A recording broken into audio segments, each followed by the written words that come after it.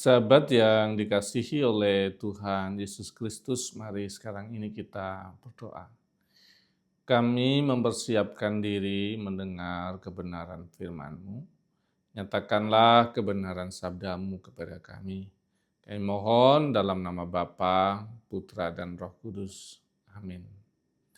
Sabda Tuhan terambil dari kitab Efesus pasal yang kelima, ayat yang ke-8. Memang dahulu kamu adalah kegelapan, tetapi sekarang kamu adalah terang dalam Tuhan. Sebab itu hiduplah sebagai anak-anak terang. Sahabat yang dikasihi oleh Tuhan Yesus Kristus, firman Tuhan di kesempatan ini menunjukkan tentang satu hal penting soal status kita sebagai anak-anak terang. Nah, dimulai dengan frasa yang menyebutkan bahwa kamu dahulu adalah kegelapan.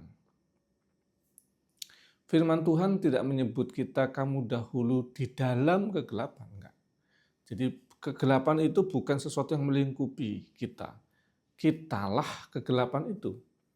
Dosa membuat kita hidup, membuat kita menjadi gelap. Bukan terus gelap terus kita ditindak ya. Dosa membuat kita gelap. Ada banyak hal dalam kehidupan kita yang bisa jadi gelap. Gelap mata, nggak tahu diri, gelap pikiran, sehingga salah perhitungan dan sebagainya. Jadi itu yang terjadi. Tetapi sekarang ada perbedaan di dalam Kristus, tapi sekarang kamu adalah terang di dalam Tuhan. Yang semula kamu adalah kegelapan, sekarang Kristus menyalakan api, menyalakan terang dalam diri kita. Dan memang ketika nyala terang itu hidup, maka kegelapan pasti akan dengan sendirinya hilang. Tanpa harus diusahakan, dihilangkan, diusir. Enggak, pasti hilang. Kamu adalah terang di dalam Tuhan. Kegelapan pasti akan hilang. Nah, berikutnya lagi, kalau sudah hidup dalam terang, maka hiduplah menjadi seperti anak-anak terang. Apa yang dimaksudkan dalam konteks kita, anak-anak terang?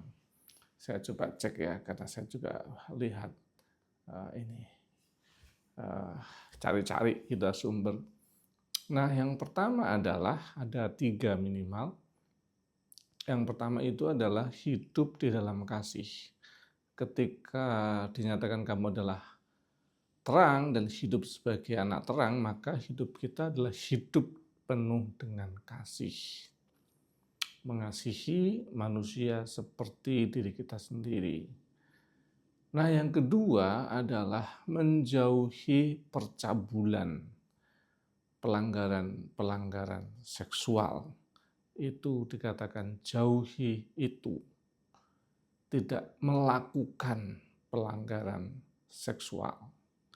Nah, yang ketiga adalah menjauhi dosa.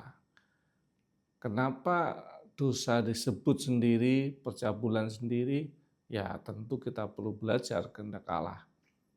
Ada sesuatu yang mau ditekankan dengan mengucapkan itu secara terpisah dengan dosa secara umum. Jadi ketika dikatakan dosa membuat kita menjadi manusia kegelapan, Kristus menebus kita hidup dalam terang, maka sekarang hidup dalam terang itu tadi kita tahu.